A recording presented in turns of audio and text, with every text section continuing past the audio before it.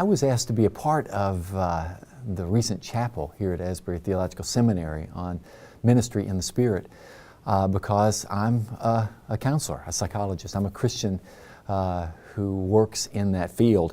And so I guess in some ways my job was to speak for all Christian counselors, but that frankly is pretty hard because Christian counseling and psychology is pretty diverse.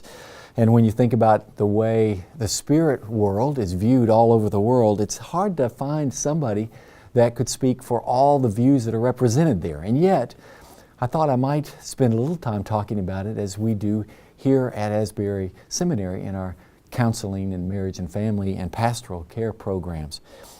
We really view the extremes of those views as representing, on the one side, those Christians who pay attention, for the most part, just to the spiritual.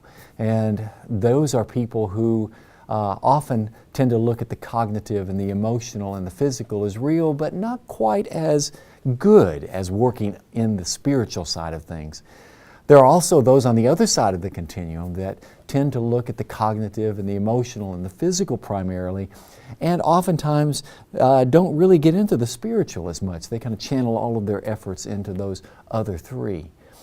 When we talk about it here at Asbury Theological Seminary, we're often trying to take a more moderate position when it comes to these issues.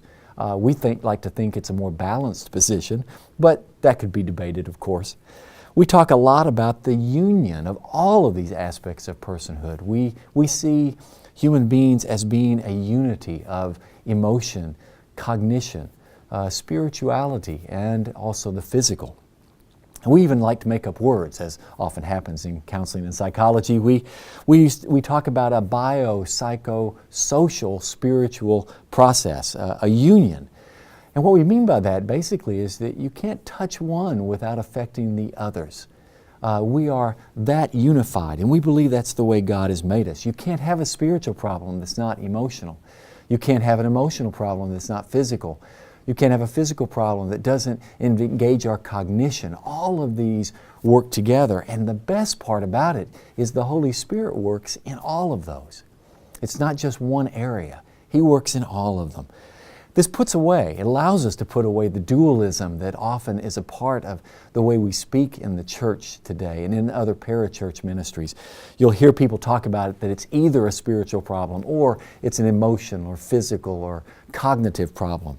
This either-or approach we find to be really not only unsatisfying from a scholarly perspective, but we believe from a biblical perspective that it's just hard to represent that. Certainly from a Wesleyan perspective, it's hard to make a case for that kind of dualism.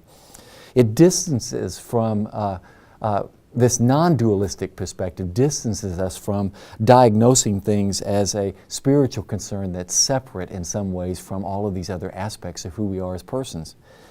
I think it's kind of like along the lines of what Dietrich Bonhoeffer said in his book on ethics, where he says, oftentimes a modern day heresy is to view the world as being in two spheres, a sacred part and a secular part. And often the assumption is that God works in one of those and not the other. But the reality is God works in both, and God works where He will.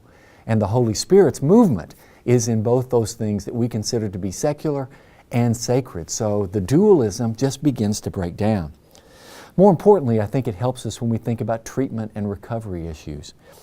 If we're this kind of unity, then deliverances happen in all of these areas. It's not just spiritual, it's also emotional and cognitive and physical as well. They're not separate, they are one. And I remember an important person in my professional life, Dr. David Seamans, said in one of our conversations, he said, "Steve, you know, it's amazing that as I begin to work with people, I have found that sometimes when I help to get them emotionally healthy, a lot of the things that might be considered spiritual warfare issues begin to drop away. Just as there are cases where when we work on the spiritual warfare side, a lot of the emotional and physical things may drop away." So if that's the case, then how do we decide? How do we decide how we work with people? Well, in many ways, we have to be adapted to the person in counseling that sits in front of us. The difference in the approach that we make is based on the person and what is her culture. What is his worldview? What are the expectations that the person has for what will be healing in his or her life? It's those kind of questions that guide the process, trusting that God works in all aspects of who we are, and so deliverance can come in any of those areas. So our guide, in many ways, is the guide to deliverance. The path to deliverance is charted on the basis of the person who sits in front of us and what they believe and what they need.